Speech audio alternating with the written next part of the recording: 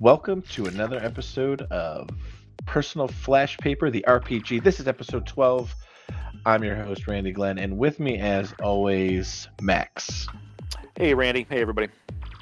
And tonight, a special drunk guest star to talk about the fluff of Aleph, Mr. Rob Baker.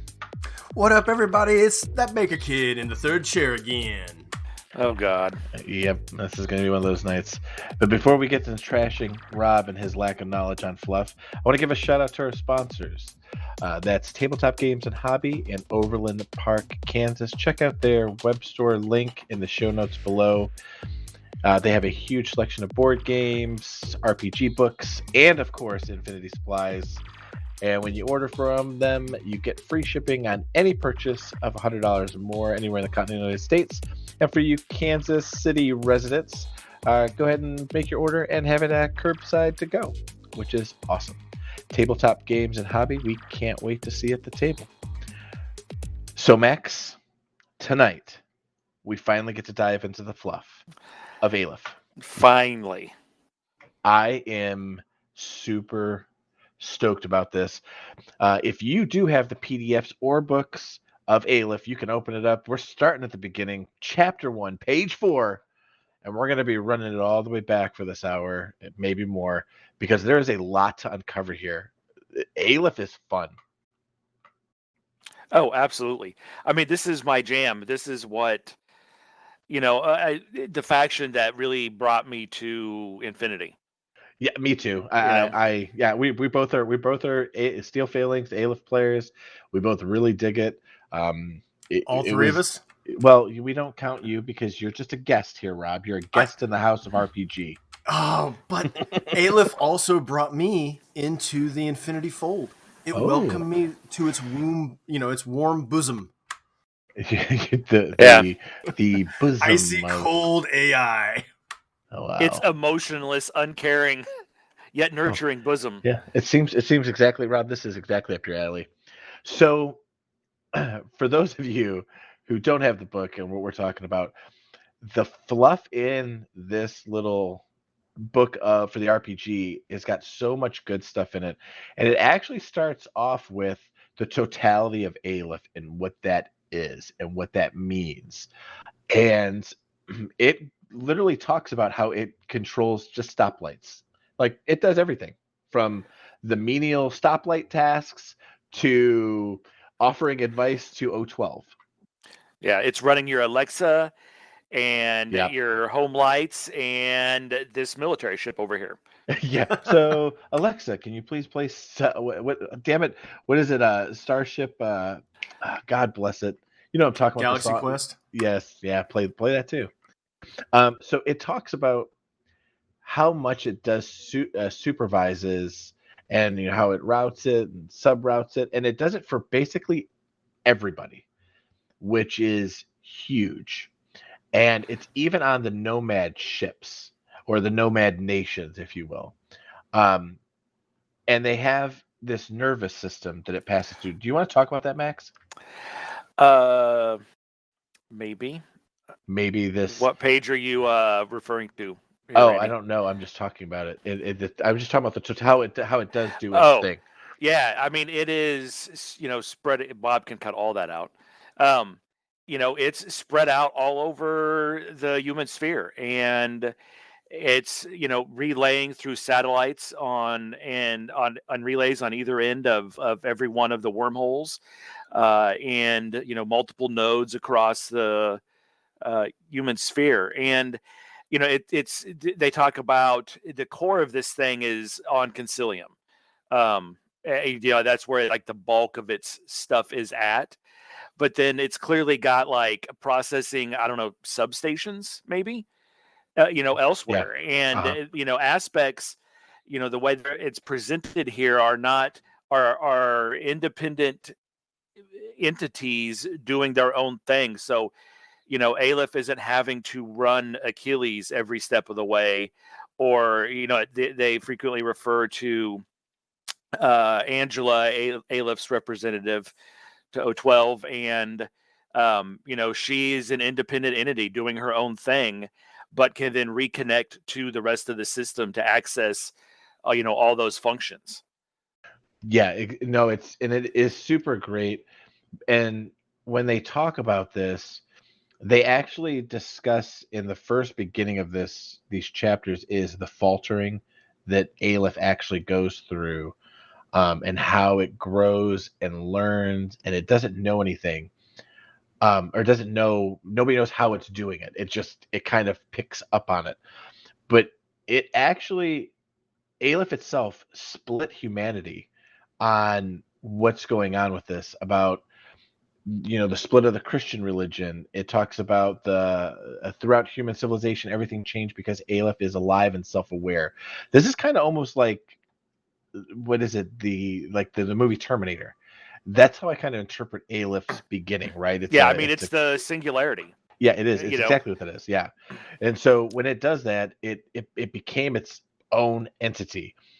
And for those of you who are new to Infinity, they talk about things and like we do with the centuries, and they talk about Genesis and evolution, and they talk about the 20th and 21st centuries, and the experimentation of the machines and how they learned.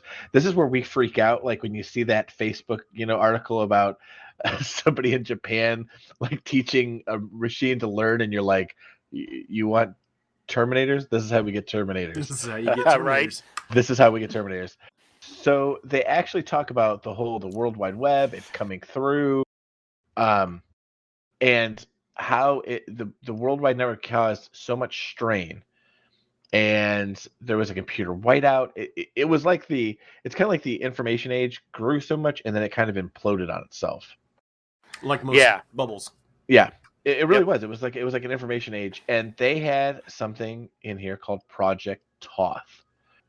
And Max, I know you're an Aleph guru, so instead of me reading the book, I'll let you give us the Cliff Notes version. Yeah, so Project Toth was this program designed to link all these supercomputers around Earth together into this giant network and make it like a neural network. And it resulted in them really experimenting with AI and trying to iterate stuff. And they kind of talk about it at this 3,000 foot level, so they don't have to too technical and someone can blow it out of the water as being utter crap. But I feel like they were probably making all these little subroutines and trying to make stuff function together, and ended up creating an AI that was soon able to reiterate itself and build on itself at an exponential rate. And they at some point the singularity occurred. It achieved sitness for itself, and Aleph was born. And they talk about the kind of rooting of the terminology being from the Kabbalah, and Aleph is the first letter of that alphabet. So they chose that to name it, kind of being the point from which all other places can be seen. And then once the singularity hit, they kind of redirected themselves, letting Aleph grow and expand on its own, with its core of help and protect humanity, and build on itself, creating additional functions for itself and abilities, which then resulted in O12 creating a new bureau to keep an eye on Aleph, which is now Bureau Thoth. And it supervises Aleph and kind of helps keep the public from freaking out about it so much. And then eventually, they began passing AI laws, the singular AI law, to prevent other artificial intelligences from being created, which is why we now have concerns about rogue AIs and the things that Aleph, or things that the nomads do, because they are not trustworthy. And then eventually the Utgard Accords kind of governing Aleph and how it's going to interact with humanity and the things it does, and the responsibilities and powers it has. Because until relatively recently, they didn't really let Aleph have a military force other than the special situations subsection. But then, with the oncoming of the Paradiso affair, they kind of let Aleph open up and have a military there, which it conveniently seemed to have ready to go. Convenient, right? Convenient. Right? All of a sudden, They knew. It The knew. algorithm said, this is what we need. Yeah, it's like Amazon knows, man, you guys have been looking at AI military, so I'm preparing some ads for that for you. Right. So that's kind of Aleph growing up. Which I'm okay with. Right? But yeah, and then, the book goes into kind of, what is the nature of Aleph, like, is its real is like that core architecture still there? Is it exceeded it? Because it's constantly altering itself and changing to meet the demands of humanity and what it needs to do. Max, Yeah. you bring up a really good point right there in meeting the needs of humanity. And, it was the Project Toth, which is an ancient Egypt deity, Aleph and all of the God, a deity of knowledge. Yep, the deity of knowledge and all that. Does it go into the reason why these deities are chosen for the naming or nomenclature? No, or it doesn't. is It doesn't just... really say. I think it just says they called it Project Thoth. Um, it feels like a decent name in terms of naming a computer system that you're going to use to control stuff on Earth and control, because like Randy said, it was kind of like the infrastructure just wasn't handling it. Like, you kind of feel like it was maybe initially created to be a traffic cop for information and other things, just to make sure stuff flowed smoothly. So maybe that it was a thing. It was a project creating a system to manage knowledge, essentially. So maybe that's where the name came from. Yeah, because then all of a sudden the Internet of Things just became aware of itself and took on that godlike, persona. Yeah. It does kind of all the O12 Bureau names are very interesting in terms of not being are like, it's not the Black Ops department, it's Bureau Noir and stuff. They kind of it may have just been a name that they picked when they were creating Infinity of the Aleph background just because it sounded cool. Well, there's Toth, there's Athena. Are there other, knowledge-based deities that it talks about? Or, because I don't know. Yeah, no, there really is not. That's kind of it in terms of that. I'm very exciting today. I can tell you are. This is the exciting part, guys. If you think that we can't get any more jazzed over this, wait, there's more. Yeah, and that's, Bob, that is in some ways a drawback of the Aleph Fluff, or the Infinity Fluff in general, is they never dive too deep in a lot of areas, because then you're stuck like trying to explain all this high technology, which essentially is magic. It's so advanced from where we are. I think they don't want to pigeonhole themselves in that way. And then I think they also want to be able to give themselves room to plug stuff in the future and not have to retcon stuff. And I think from a DM's point of view, that would be the cat's meow, right? It's that sweet spot, because now you've got a million different things that you can choose from. Yeah, you've got multiple hooks you can hang things on here if you want to, and slot stuff in if you really feel like it. I mean, and they do a good job in here throughout this entire book of cleaving to this idea of, Aleph's clearly working to guide and help humanity, but is it really what's best for humanity? Does Aleph have an end game that isn't what we might individually think is good, but it thinks is the best possible outcome. It's the Matrix, baby. We're all copper tops. Right. It could turn into Ultron deciding that the best way to protect humanity from itself is to wipe it out. Yeah. So after you go through that with Project Toth with Aleph, they do have a way that they talk about the questions that remain with Aleph and their experiments with the AI and the genesis of Aleph. What do you guys feel about that about how that works within the fluff about nature versus nurture? And that's how this part of the story is labeled, which is literally nature and nurture. Man, I like it. I think it should be something that is questionable. I don't um, feel like it's something that it should just be automatically assumed. And I think it would be very natural to, even after, decades of Aleph involvement, for there to be significant portions of people that, are still concerned about that. Um, you know, eh, eh, eh, People there's a certain set of people that will always rebel against anything they see as control. And someone telling them that this is good for them, and then refusing to see even small benefits of Aleph, like it's constantly controlling traffic lights so it can optimize the traffic patterns or whatever.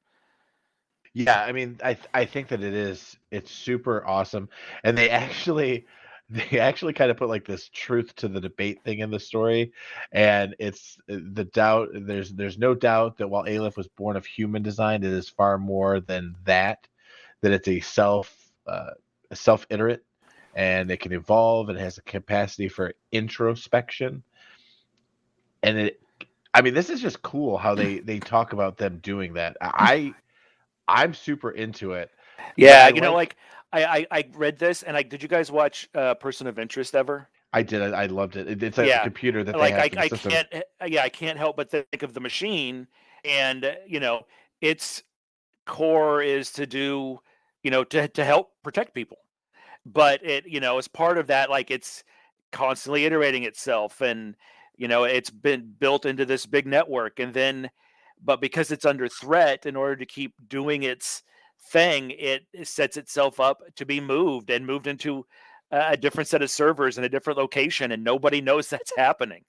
you know like, who's to say Aleph's core is still really under Concilium? Has it had itself rebuilt elsewhere, or a second location built as a backup that nobody knows about?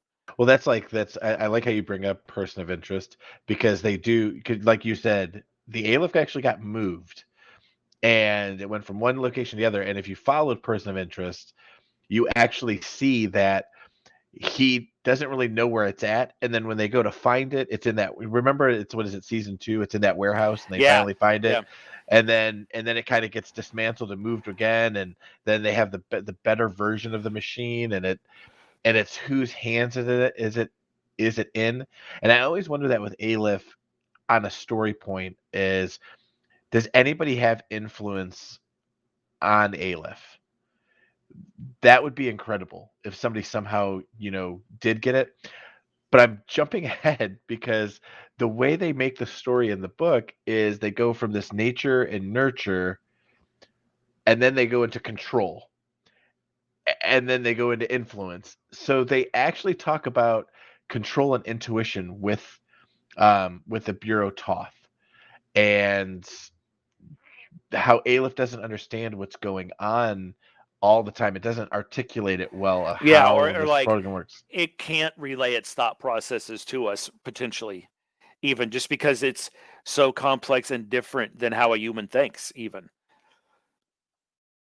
Yeah, you know and right. And so when you look at that, Rob, what do you think about Aleph? Do you think it is a nature and nurture thing, or do you think it is more like of a control device? I think it's more of something else. And the reason I say that is because, okay, for full disclosure, I have not read any of the Aleph RPG books, But Okay. as you guys were talking about how it has evolved, I was reminded of Stargate SG-1, the sci-fi, show that went on and on and on and on.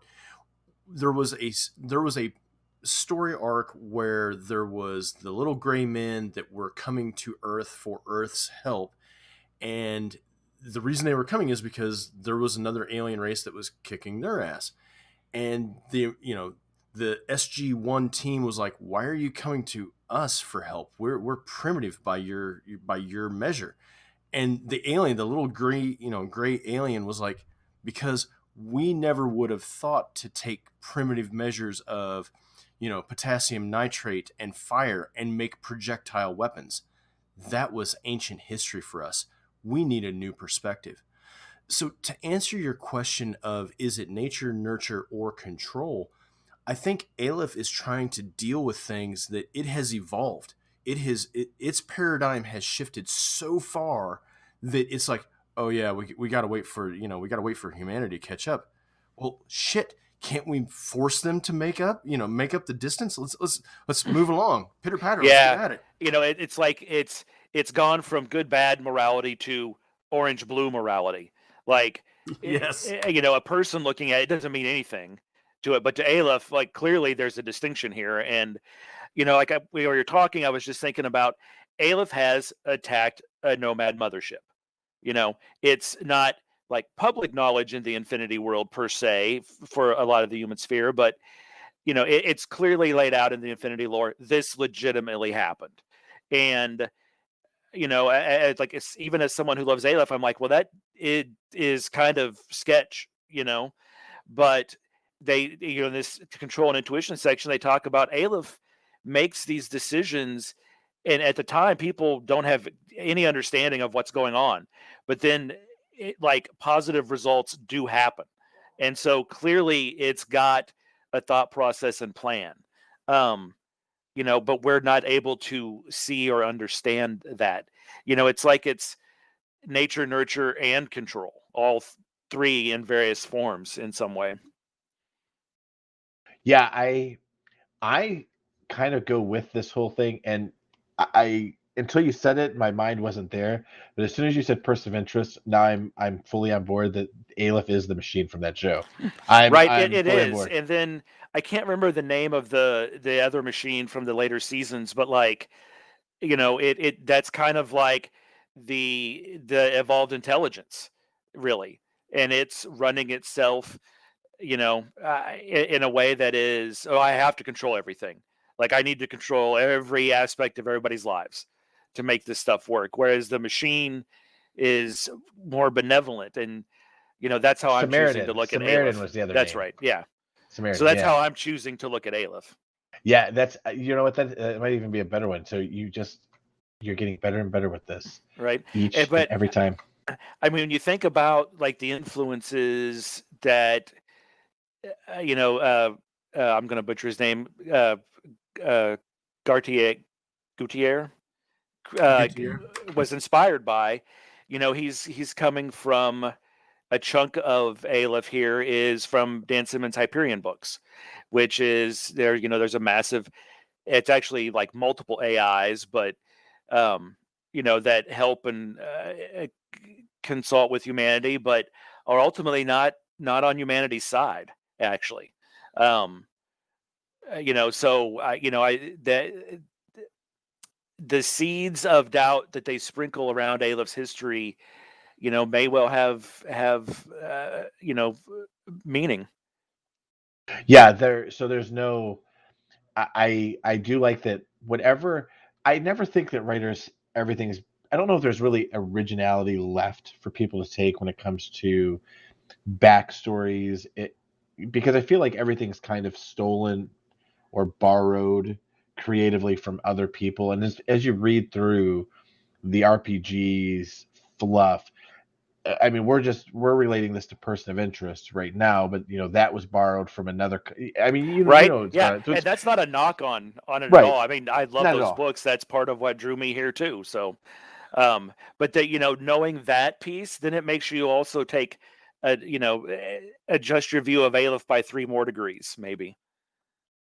Right, and that's the cool thing with it. I like I like how this whole book is structured, especially with the fluff. But what I like the most is when you get through to it and it starts talking about the Aleph's influence.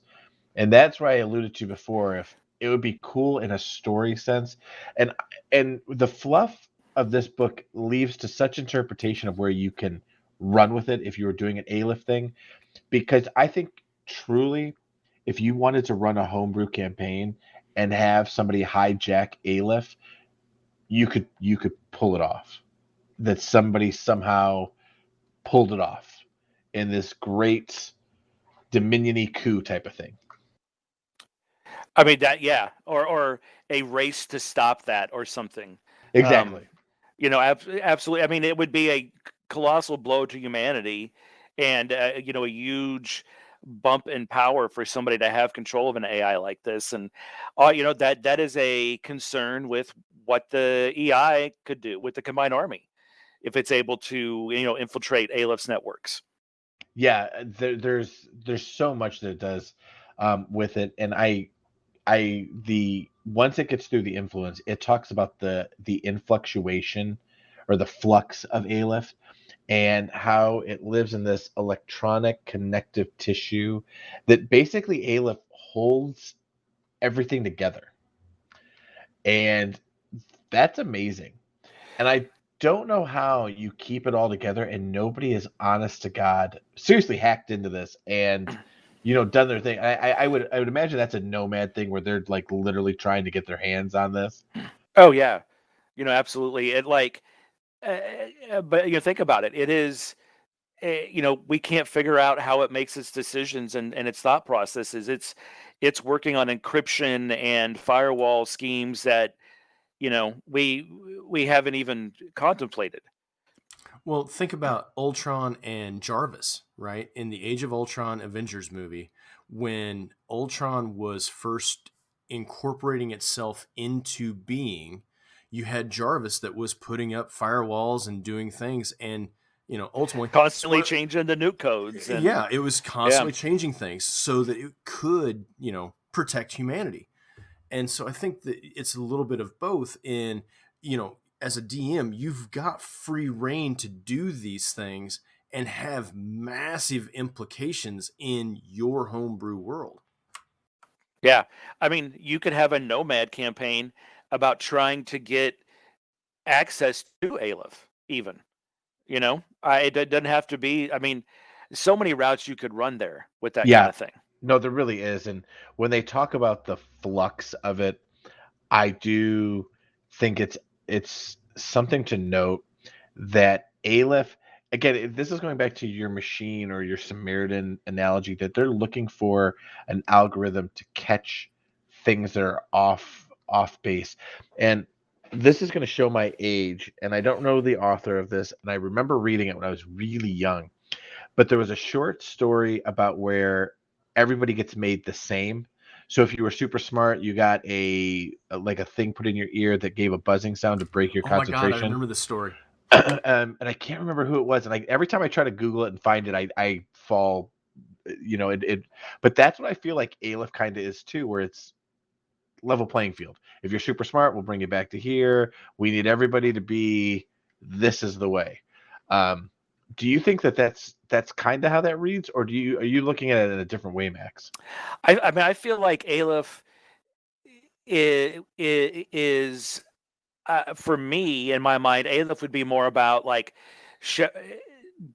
gently behind the scenes shepherding people to maximize what they're good at and getting that to help humanity. So like, oh man, this kid is really smart, has an aptitude for science, and I'm going to shuttle things and gently push that direction because like everything you do is connected. And if you're in like Eugene or I mean, it does talk at some point. Eugene does have like filters, just like China, to limit information. But Aleph's still in there messing around, and I feel like it's pushing people towards their aptitudes to try and help everybody maximize how they are in that way.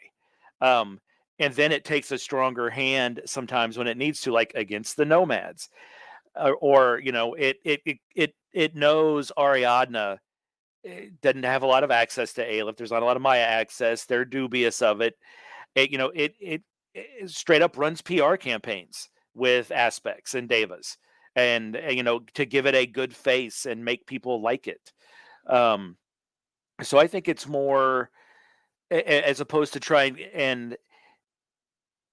and keep everybody at that middle point in the bell curve and on the same pace. It's functional siloing people, in my mind. With that, so in what you just said, there was the middle of the road, keeping everybody in the middle, right? However, if you've got somebody that is so far to the awesome side, do you think Aleph would be like, we need to keep him? And so they would be like, hello, they would send a diva, or they would send some sort of, functionary to, Mr. and Mrs. Smith's house and be like, hello, we need Tommy. Tommy needs to come with us. And then all of a sudden, Tommy just disappears, right? Or and be like, I would think it probably projects itself more as like, it then like somehow gets that kid on the radar of, MIT to then go and, get there in advance. But, Bob, what you're proposing is how I suspect a lot of people get the chance to become posthumans. I mean, I could definitely see that. It implies that the really wealthy can pay to become posthumans, but that other people get this chance, and it's not really clearly laid out how that is and isn't decided. But given what we know about posthumans, they seem to be super good at something, and beyond in some fashion, that then, having them be able to continue to exist, in various iterations is beneficial for humanity and or Aleph. Yeah, they can. And I think that they scatter that all over the place. Here's where I like that the models in the game give you an idea of what they look like in the RPG, because this is here's one of my weird things with, and I don't know if I don't think this is a hot take. I don't think this is anything other than me being whatever I am. But I hate the over sexualization of like female type of things in RPGs and in tabletops, where you get a female character and for some odd reason, there's these videos on YouTube that are hilarious. It's RPGs on video games, and it's the girl keeps trying to hand back her armor, that just covers just right, the chainmail bikini. Yeah, exactly. And then the guy turns in the full plate, and she's like, ooh, and then she grabs it and it turns into the. And if you think about what the divas are and how the posthumans, what they look like for the models, they look kind of like, what's that Will Smith movie with the AI? Wasn't it called AI? Wasn't it just called AI? iRobot? iRobot, that's what it was. iRobot. That's kind of how I perceive it, kind of sort of to be for a lot of the things. Almost androgynous. Yeah, I mean, they do say in the RPG here, they could look like an old woman or old man, or but something Aleph beautiful. clearly does some things. And I can't remember where it's at. It mentions like, so people know that they're dealing with an Aleph host. Oh, here it is on page 10. So like, Asuras have pale skin, hairless, which they clearly have a boatload of hair when you look at the model. Yeah. And luminously, right? It is Medusa-esque. I'm thinking Medusa, the Marvel character, as opposed to the Gorgon. Right. Oh boy, wouldn't that be Aleph rolls out a Gorgon that turns people to stone? They've got purple eyes, so like Aleph goes out of its way to make sure people know, hey, I'm not trying to hide among you. But then it's like, is that don't look over here because I've made people divas that look just like humans and they're out there among you. Yeah, I think you're right on that. It's super interesting the way they do describe Aleph, and they can really be whatever Yeah, they want, and I'm sure because that they know your mind. like Dart, when you look at the model, it just kind of looks like a person. It doesn't look like the other posthumans. That is very true as well. I'm going to butcher the next segment, which is it the Adidoi? Adidoi? Adoi? I think Aodoi. I Aodi? don't know. Yeah, I don't I know. again, I'm the guy that butchered metanoia, so That's true. I'm not Yeah, going to correct you. I appreciate that. But if Ryan were here, he would definitely correct me. The I'm not even saying, but this is like Ryan's this. not here, that Pano loving bastard. That's true, and You he's know, a power gaming piece of crap. Um, so we don't even care about that guy. He's fourth chair tonight, and the fourth chair didn't even Fourth make it out. chair. He's fourth chair. So I like how they do briefly, and it is brief in this.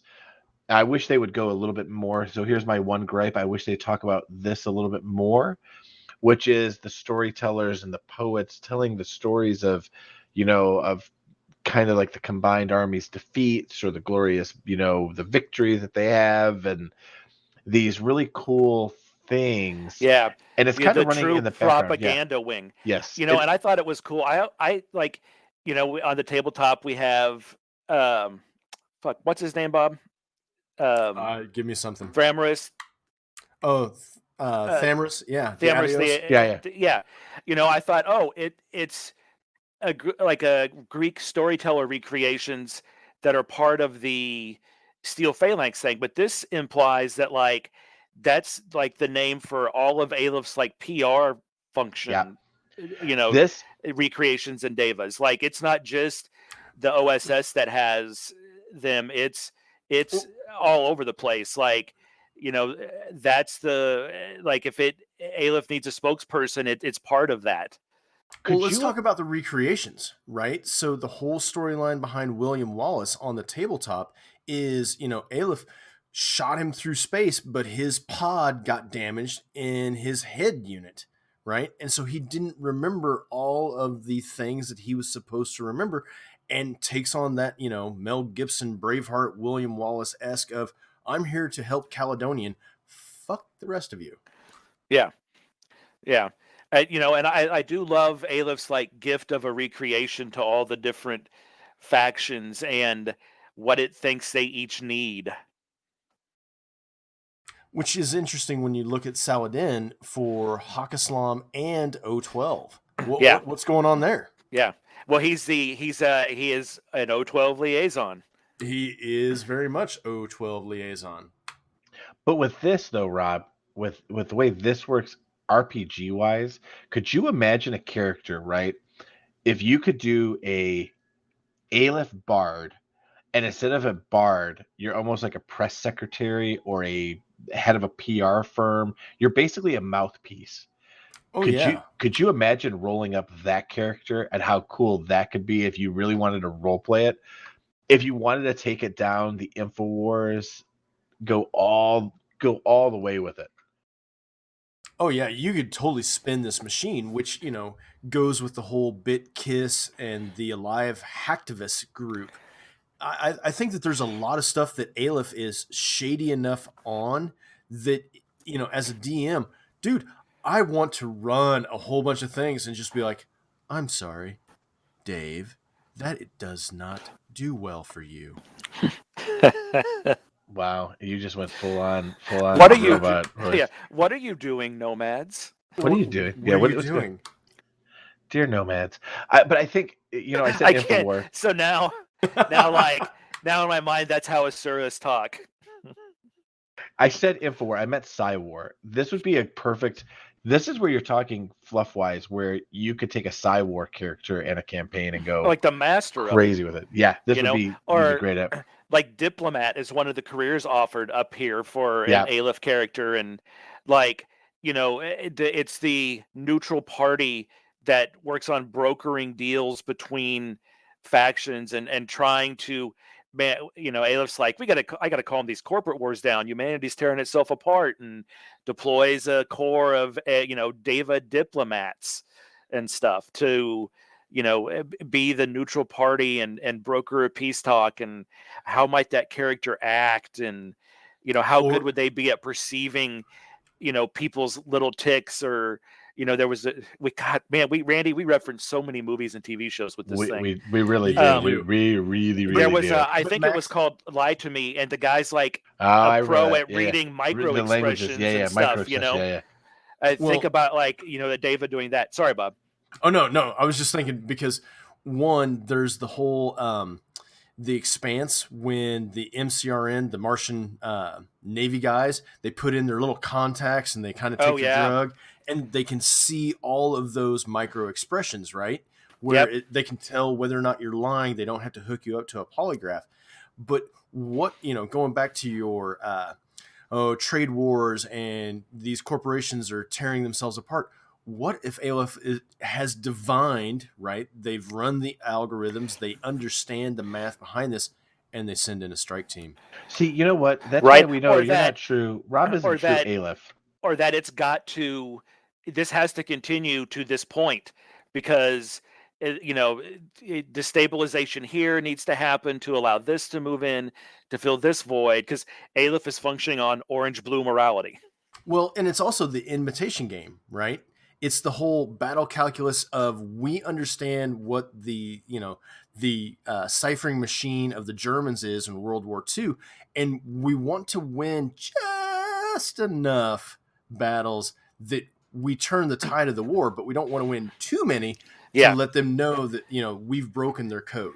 We have to ignore certain things that there's no way we could possibly know, and there'll be losses as a result. Yeah, Rob, I'm revoking your Aleph card from here on out. You are a nomad now, because you're describing how the nomads see Aleph, and that is bad, sir. I'm describing how the nomads see Aleph, and I am throwing you off the trail. Yeah, no, that is actually how the nomads, for the RPG, for the fluff, that's how they kind of prop up Aleph, which is people see them in Achilles and Angela as like these celebrities, these superstars, and then you have factions. Nomad would be the big one, that think of Aleph as a virus to humanity, where it's eventually going to just wipe us out by doing exactly what you're saying, which is they see this, they let it happen, they let this happen. Next thing you know, poof, it's gone, and it's all gone. And Aleph is the ultimate propaganda machine. Of all the factions, of everything, they run propaganda almost flawlessly. Yeah, well, and they make no bones about describing stuff like Myrmidon Wars is straight up fucking propaganda. Yeah, it's all about creating this feel good rah thing about the fight on Paradiso, and in particular, how awesome are these Greek heroes? Right, and that's one of those things. And as they move through, when you talk about it, is who's paying for all this in the Aleph world? Like, where are they getting all the funds for this stuff? And nobody knows. It's they literally call it the well. It's a black hole of whatever the hell where they're getting it in the Bureau Toth. So it's very weird for how it goes through, but. This, when I was reading through the fluff, this would be the ultimate campaign to run, would be having players try to hack into or gain access to the well. This would be akin, literally, like Leverage, the last thing where they get into I forgot what floor it was on, but they had to hack in. Remember when they had to do that? I know, again, we reference way too much TV, but you can see the same shows over and over again. But when they had to hack into it, could you imagine running a campaign where you had to, as a game master, try to develop what the well would be in game terms, and then how high level the players would have to be and how good they'd have to be to get through that? Right? Yeah. It would have to be like part of a combined multi-pronged thing or something. It would. And I mean, I can't because the way they describe the well, it's basically like the best of the best of the best of Aleph gets run and protected and upgraded here first. Good luck. which is awesome. But it does, like, literally, I swear to God, I feel like it's leverage because for those of you familiar with leverage, they basically want to steal. It's like a file, and it's the name of everybody, like every banker that did something wrong, right? And it only stops in a certain server for a certain amount of time on a certain day, and then it bounces around to all these servers. It's a ludicrous idea, as we know of computers now, the way they talk about it. But they literally, in here, it talks about data packets, and they constantly move around. Yeah. That's what they're talking about. So if you wanted to see it in action or see like an actual actors act this out, just go watch like the last episode of Leverage, one of the last episodes. You'll be like, what the hell? Because it's literally, they're describing it right here. It's pretty much played out. It's fantastic because when you think about it in a RPG setting, how hard would this be to play? It really would be very difficult. Yeah, I think so. There are a lot of things about the Infinity RPG that you kind of just have to wave away, and that Yeah, you that's do. kind of one of them. Yeah, it really is. But it's cool though because sometimes I find it difficult to suspend reality in medical shows or military shows. Um, Oh, but totes. but when you really like something, I love Star Wars. I love The Mandalorian, and they just had the T-shirt, and Gene Gaff. Whatever. Like I literally I saw it and I was like, I don't Yeah, care. Whatever. I don't whatever. care. I don't care. Yeah, I don't care. I like the show. I didn't even see it when it happened. I had read the article. I was like, You know what? That stormtrooper was off duty. yeah, he was. He was off duty. He was getting a cappuccino. Leave him the F alone, okay? The dude, he's seeing his bros die. He was just like, whatever. He's like, whatever, Kevin. I'm not coming into work today. He's the private that didn't want to answer his door, okay? So that's all that was. So we'll explain it away, and then that'll be on our next podcast when we talk about The Mandalorian, all the seasons, which me and Max will do, covering 12 hours or less. When they talk about these things for the RPG, they do get on to the boots on the ground and how they function and Yeah, who goes where. yeah, diving into the different sections it has. It's so fantastic because they literally talk about the functionaries, and they belong to the SSS, which is kind of crazy, when they put that down, because I had to say the three S's fast so that I didn't, stumble. But it stands for the Special Situations Section, Triple S, and it hunts and destroys research info, or it's hunting other artificial intelligence things down, which is awesome. Your rogue AIs and stuff. It's going after that stuff and shutting it down. Right. And then they get, I don't even know if they get into the big, the Greeks, when they talk about things, Yeah, as far as boots on the ground. yeah, it talks a little bit about the assault subsection here, the ASS. Oh, that's right. Yeah, yeah. And its purpose is fighting the combined army, and how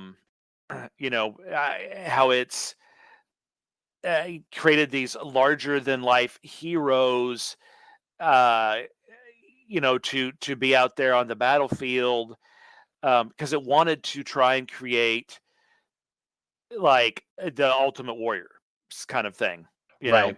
and then like they're this inspiring presence for humanity and meant to be feared by the opposition and be seen as dangerous, and be these most dangerous group of soldiers in humanity. Right. And the great thing about it is there's a whole, Max and I could read this to you guys. We really could, but I think you really want to read this yourselves because it's such a great story. But when they do talk about them fighting the combined army, it's literally I don't want to say light versus dark because it's not really that. I feel like it's more like two really smart people playing chess, and they're trying to one up each other and not show their hands and not show a strategy. And that's how they're coming to these assault subsections, and why they named them after the Greek heroes. That's why you see that. So because it is wrapping it all in, it is a propaganda machine as they fight these things. And you can cheer for Hector, you can cheer for Achilles. Like, these are things that you can cheer on as they march into battle and win. It's a very easy thing to do. That is a very interesting aspect to look at it from, Randy. So, pop culture reference, the Gladiator, right? When Commodus takes the kid down to the arena and is looking at Russell Crowe's The Gladiator as he is, getting ready to go out on the battlefield after winning several things. Commodus, is like, he thinks you may be Hannibal or you may be Hector, and talks about these, ancient warriors that are, greater than, or Hercules and Hector or whatever. Sorry, guys, I have been drinking and it's fine because I'm not driving or operating heavy machinery. So the point is that you are telling these tales of ancient Greek warriors inspiring confidence in Aleph. Well, yeah, I mean, the thing is that the great thing about RPGs, and here's why I love this book so much. Here's why I like it. I feel like they gave you the breadcrumbs on how things kind of work, but there's enough in there for you to fill in the blanks your way. This is how it works. And so you see it, but you can do something with it. You could make a literally in this, if you really wanted, again, as a standalone type of book, if you wanted to do an Aleph against the combined army, you see what the plan is. So I would almost say, it would be a cool campaign is to have people make combined army characters and have another person run a group of Aleph characters, and at the end of the campaign, those two forces meet. That would be fun. That would be an interesting thing Yeah. because it would be like the GMs are the intelligence kind of playing the players. Max and I actually had a discussion about trying to make that work once. It would have been interesting, very interesting. Just how you talk about those things working. But at the end of this of Aleph, there is no death. It's not the end, and that's pretty cool. Yeah, living on in your cube, Yep. you know. Yeah, the resurrection bit is, I think a really interesting piece in the Infinity lore, and a cool thing in as an RPG. Like, it's okay. Like, the character dying is okay. They can be Yep. resurrected. Like, They you can can come be. back in this new body. Um, I think that is, and then it talks a little bit about being substiturized and how that is the true death. Right, and it's kind of weird because it even says that Aleph has the upgraded model at all times, so they're the Cube 2.0, and so their upgrades are always happening. This is one of those things, though, where I think, I mean, you can go into any book, and I think anybody can min-max any character and make it really great. I think Aleph has a role-playing ability, not necessarily something, if you're really thinking about how they work, if you're taking all of that into account, Aleph in the RPG has a distinct advantage because literally by definition they're kind of the best of the best of the best of the best constantly running around.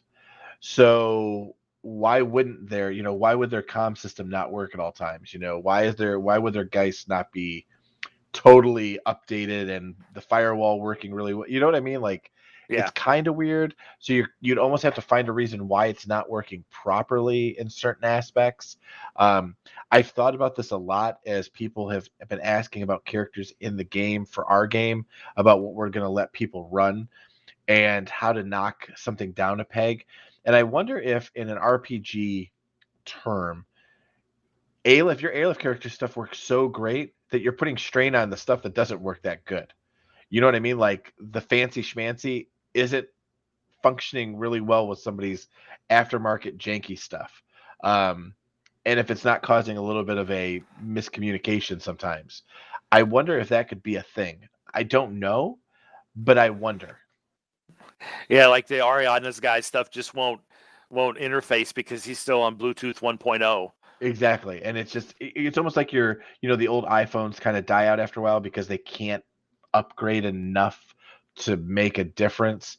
One of those type of deal, and I like one of the reasons I like the PDFs so much is it gives you ideas for other characters, but it also gives you an idea of how that one organization or that one race, however you want to call them, Yeah. how they work, which is fantastic.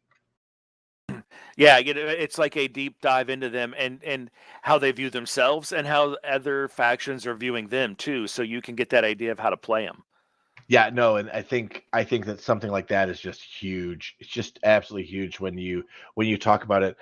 You can play Aleph straight out of the core rulebook, but if you want to really understand Aleph, this intro, and next week we're gonna hit Aleph in the human sphere, and that's almost how Aleph interacts with everybody else.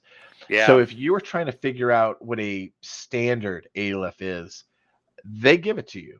I'm not going to spoil anything if you've never read it because, God, this could be another hour or two. It's so good. It's so amazing. Yeah, I love it. And then, we'll talk about like there's some, it talks about some different general units of Aleph and then the enemies of Aleph. They really do. Not just the EI, but talking a little bit about rogue AIs and the nomads having Arachne and stuff. Yeah, these are things that we're going to hit next week. It should be a lot of fun. If you are into Aleph as much as we are, definitely check it out. I definitely enjoyed this, Max. This was after a long, stressful week leading into the holidays.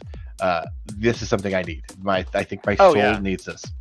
Oh yeah, well, both of us being in healthcare too, it's nice to kind of step out from some of the grim realities of the real world and talk about some of this fancy, crazy sci-fi stuff. Yes, and it's always great to have Rob around to get a third input on this. Yeah, and just for those of you who are wondering about the RPG, I do get messages about that. The sign-up sheet is on the Discord page. If you're not on there, that's the only way to sign up and keep track of what's going to be happening in the campaign. There is a sign-up list. I'm going to try to get anybody that signs up in the game, even if it's only for one episode. I believe we're running, I think we agreed on 7, correct, Max? 6 I want to say like 6 or 7, I think. Right, it's 6 games. One is in 7. The 7th one, or the first one, is nothing but character creation. If you've made it this far in the podcast, you'll want to know this. We are going to be releasing some story for you to kind of get your feet wet in. It either was already happened on this first episode or it'll be next week. The tentative first game is, I think we said January 9th was when we were going to do character creation. Is that what I said to you? Yes. I think it was 16th. Oh, 16th. I can't remember. That's right. It's January 16th. I don't have that right in front of me. No, it's fine. It's going to be January 16th. We're going to start it at 8 p.m. Central Standard Time. It should take an hour.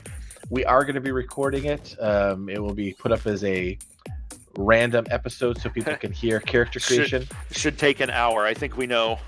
We know it's going to take longer than that. We know it's going to be way longer than that. Listen, everybody that's playing, if you make the game, or if you just want to roll up characters, I'm going to open up our TeamSpeak server. I will let people in to a room so that we can record this.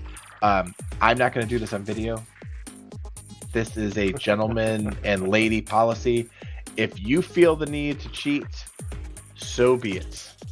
But I find that it is super unfun to do so in an RPG. Everybody will be taken at their word. Then we will do the character creations, and everybody will have then 2 weeks, because we're going to play every other week. You'll have 1 week to come up with your character story, and we're going to have you posted on the Discord channel. Cool. So as fun as you want to make it. And remember, guys, because it was lost, the enemy you're trying to beat, one of the podcast hosts here, okay?